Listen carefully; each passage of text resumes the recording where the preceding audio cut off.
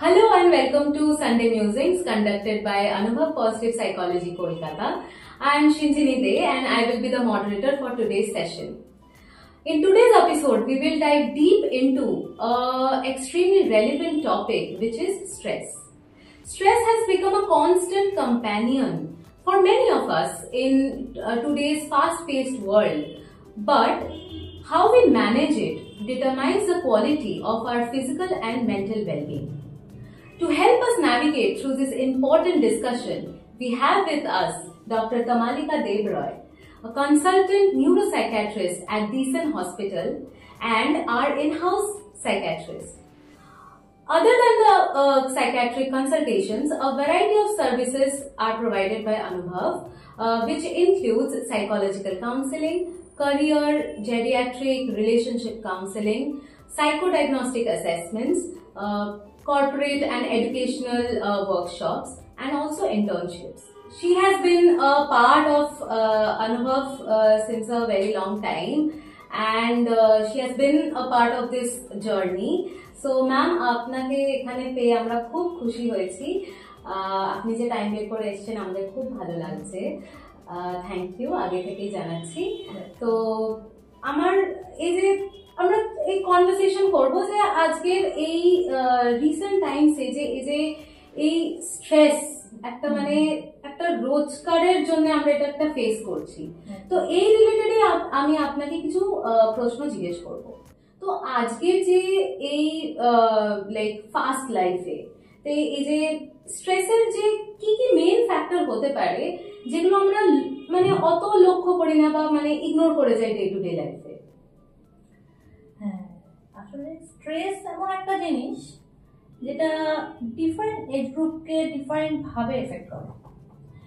যেমন এটা শুরু করতে পারে একদম ছোট বাচ্চাদের নিয়ে, যাদের ক্ষেত্রে দেখা যায় যে অ্যাটাচমেন্ট ফিগার বাচ্চা যার উপরে পুরোপুরি ডিপেন্ডেন্ট, সেই ফিগারকে অনেক সময় সরিয়ে নেওয়া হয়। সে হতে পারে কেয়ারটেকার, হতে পারে তার গ্র্যান্ড প্যারেন্টস, মা। তখন বাচ্চাদের মধ্যে একটা কন্টিনিউয়াস স্ট্রেস তৈরি হয়, বাচ্চা ইরিটেটেড হয়, ফিলিং ডিফিকাল্টি তৈরি হয়। এবার একটু যারা স্কুল গোয়িং এজ গ্রুপে আছে তাদের ক্ষেত্রে দেখা যায় যে একটা বড় এক্সপেকটেশন স্কুল থেকে আসতে পারে, প্যারেন্টস থেকে আসতে পারে। তাদের সবসময় একটা কম্পিটিশনের মধ্যে আছে, কম্প্যারিজনের মধ্যে আছে, পিয়ার গ্রুপের সময় কম্প্যারিজন হচ্ছে, তা সেখানে তাদের একটা বড় স্ট্রেস তৈরি হয়। এবং এরকম ক্ষেত্রেও দেখা যায় যে বাচ্চারা নিজেরা স্ট্রেস তৈরি করে যে আমাকে ওই টপ লেভেলে যেতেই হবে, কন্টিনিউয়াসে ফার্স্ট হচ্ছে ক্লাসে, না আমাকে ওই টপ এই রেজাল্টটা ওই র্যাঙ্কটা রাখতেই হবে, না হলে আমি নিজের কাছে ছোট হয়ে যাচ্ছি। সেক্ষেত্রে দেখা যায় যে তোর মা বাবারা কিছুই বলে না, মা বাবারা বলে যে কিচ্ছু বলা হয় না, কিন্তু সে নিজেই সেটাকে তৈরি করে।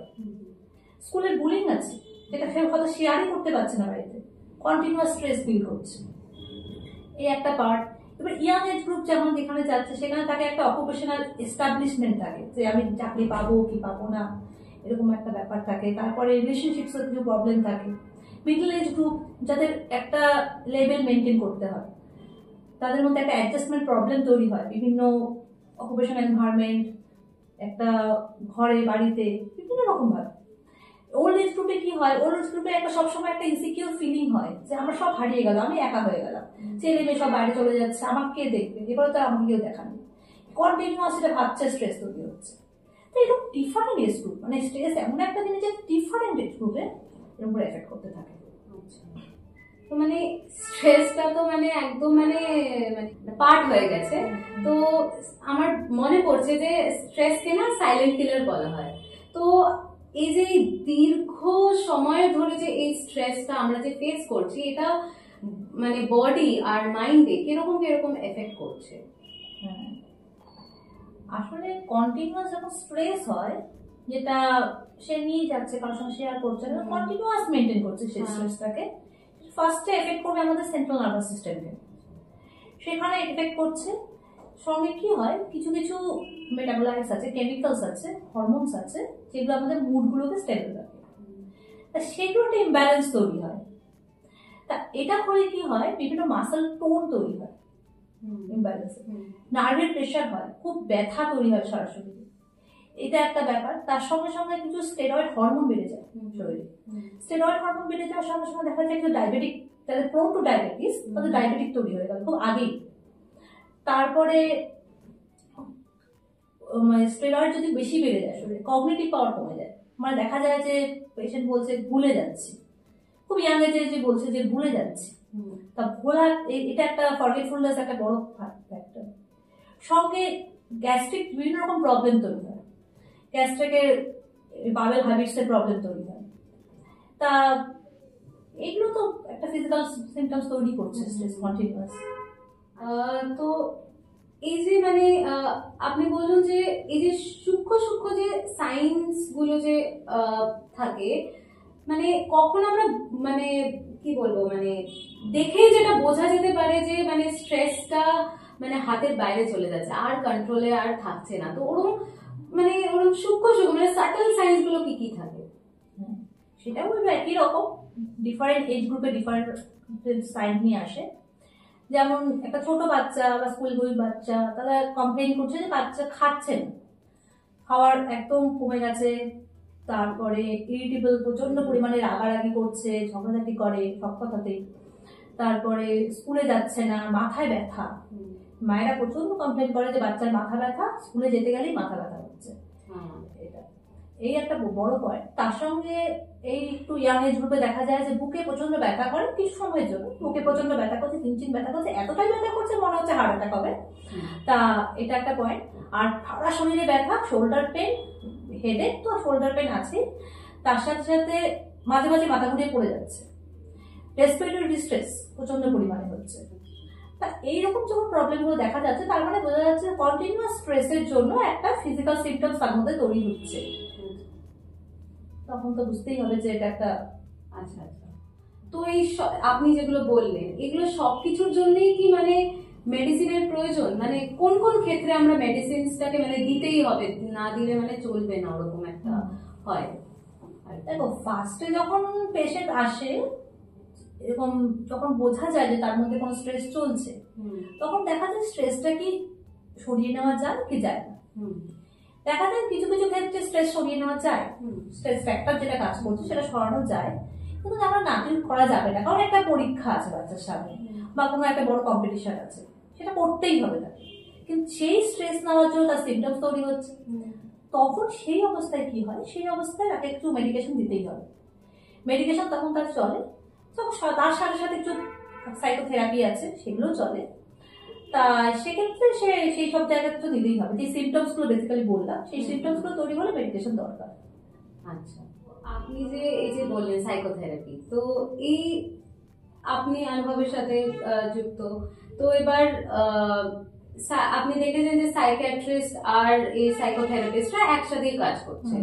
তো আমার প্রশ্ন হচ্ছে যে মেডিসিন আর কাউন্সেলিং যখন এই একসাথে যখন আসছে, যখন একসাথে করা হয়, তো তার জন্য কি মানে কোনো বেটার রেজাল্ট পাওয়া যায় কি, মানে খুব তাড়াতাড়ি আর কি সেরে যাওয়ার সম্ভাবনা থাকে এরকম কিছু, মানে যদি কোনো আপনি এভিডেন্স দিতে পারেন? হ্যাঁ, ঠিকই, কারণ এই যে বললাম যেটা যে কেমিক্যাল ইমব্যালেন্স হয়ে যাচ্ছে, মুডের সমস্ত রকম প্রবলেম হচ্ছে, তার জন্য কিন্তু মেডিকেশন দরকার। মেডিকেশন কি করছে, এই ইমব্যালেন্সটাকে বিভিন্ন রকম hormone level, chemical neurotransmitter level যেগুলো আছে, সেগুলোকে একটা নর্মাল জায়গায় স্টেবল আনে। এবার এটা যখন আনে, তখন পেশেন্ট অন্য যে কোনো রকম থেরাপি বা যে রকম কাউন্সিলিং যেগুলো হচ্ছে সেগুলো নিতে সে প্রস্তুত। তার আগে কিন্তু সে বুঝতেও পারবে না। আচ্ছা, তার কগনিটিভ পাওয়ার এতটাই কম ডাউন থাকে, সেগুলো কথাগুলো শুনতে বা ওগুলোকে ফলো করতে সে পারবে না। এর জন্য মেডিকেশন দেওয়া হয়। এবার মেডিকেশন দেওয়ার পরে কি করতে হবে, কিছু লাইফস্টাইল মডিফিকেশন করতে হবে। এই লাইফস্টাইল মডিফিকেশন, তারপরে কিছু চিন্তা ভাবনা চেঞ্জ করা, দৃষ্টিভঙ্গি চেঞ্জ করা জীবনে, এগুলো করার জন্য সাইকোথেরাপি আছে কিছু, এই থেরাপিটা করতে হবে। তাহলে একদিক দিয়ে মেডিকেশন পাচ্ছে, মেডিকেশনে যখন একটা নর্মাল অবস্থায় আসছে সেটাকে সাইকোথেরাপি দেওয়া হচ্ছে, সাইকোথেরাপি এবং মেডিকেশনে বেশ ঠিকঠাক কিওরই হয়ে যায় পেশেন্ট। আচ্ছা, তো মানে এই মেডিসিনস গুলো কি মানে সারা জীবন চলবে, মানে সারা জীবন তাকে খেয়ে যেতে হবে, বা একটা কোনো কোর্স থাকে বা ওরকম কিছু? হ্যাঁ, কোর্স তো থাকেই, কিন্তু এবার দেখা যাচ্ছে যে স্ট্রেস ফ্যাক্টর গুলো লং লাস্টিং নাকি কিছু সময়ের জন্য আছে। যেমন এই যে একটা যেটা বললাম যে এক্সাম একটা সময় থাকবে, তারপর বা একটা দেখা যাচ্ছে যে একটা ইনসিকিউর ফিলিং যে আমার জব পাচ্ছি কি পাচ্ছি না, কম্পিটিটিভ এক্সামস এর মধ্যে দিয়ে যাচ্ছি, কিন্তু সে একটা প্ল্যাটফর্ম পেয়ে গেল, দেখা গেল যে একটা জব পেয়ে গেছে, তখন তার কি হচ্ছে স্ট্রেস ফ্যাক্টর গুলো কিন্তু সরে যাচ্ছে। তা সরে যাওয়ার পরে ওই স্ট্রেসটা কাজ করছে না, তখন কিন্তু দেখা যায় মেডিকেশনটা আস্তে আস্তে ট্যাপার ডাউন করে দেওয়া হয়, সঙ্গে সাইকোথেরাপি চলে, কাউন্সিলিং চলে, গ্র্যাজুয়ালি সেটাও ঠিকঠাক করে একটা জায়গায় নিয়ে আসা হয়। কিন্তু যদি দেখা যায় যে স্ট্রেস ফ্যাক্টর কন্টিনিউয়াস আছে, কিছু কিছু ফ্যামিলিতে দেখা যায় যে বাড়িতে একটা প্রবলেম আছে বা ফিনান্সিয়াল প্রবলেম কন্টিনিউয়াস চলছে, এটা কিছুতেই সরে যাচ্ছে না, তখন মেডিকেশন সে নিতেই পারে জব লাইফ, তাতে বিশাল কিছু সাইড এফেক্ট বা কিছু নেই, তাতে ওকে বেটার থাকবে।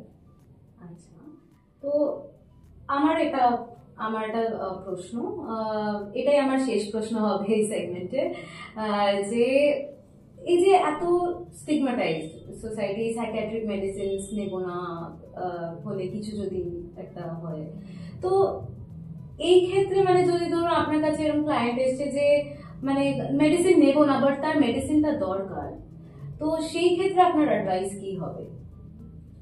সবার আগে তাকে ভালো করে আমি এটা বোঝাই যে কি কারণে তার সিমটমস গুলো হচ্ছে।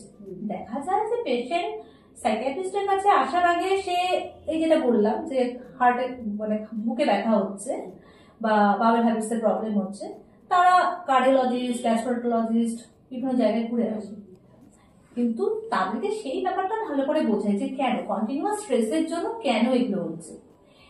তাহলে এগুলো ঠিক করতে গেলে প্রথমে মেডিকেশনটা খুব দরকার, এবং এই মেডিকেশনে বিশাল কোনো সাইড এফেক্ট বা কিছু নেই। যদি কেউ লং লাস্টিংও খেতে হয় তাহলেও কোনো খুব একটা প্রবলেম হয় না, তাতে সে বেটার থাকবে, তার পারফরমেন্স বেটার হবে। তার সঙ্গে সঙ্গে তার সাইকোলজিক্যাল কাউন্সিলিং, যেগুলো সব সময় সে চলতে পারে। তো এটা একটা ডিজিজ, সবগুলো ডিজিজের মধ্যে এটা একটা ডিজিজ, এবং এমন একটা ডিজিজ যেটা সব আর আমাদের বডি পার্টসের প্রত্যেকটা অর্গানকে এফেক্ট করে। সো এটার প্রতি কনসার্ন থাকাটা খুব দরকার, এই ব্যাপারে সেটা তাকে বোঝাতে হবে। Thank you so much doctor Debroy, আপনার এই কনভারসেশনটা করে it was a very insightful conversation and like we are very grateful today. আর এই আপনার এই কনভারসেশনটা যে কেউই দেখবে, মানে আই হোপ যে তাদের ওটা হেল্প করবে। It was very informative as well. Thank you so much, and thank you everyone who will be watching it, who are watching it, and thank you for tuning into Sunday Musings conducted by Anubhav Positive Psychology Kolkata. Thank you.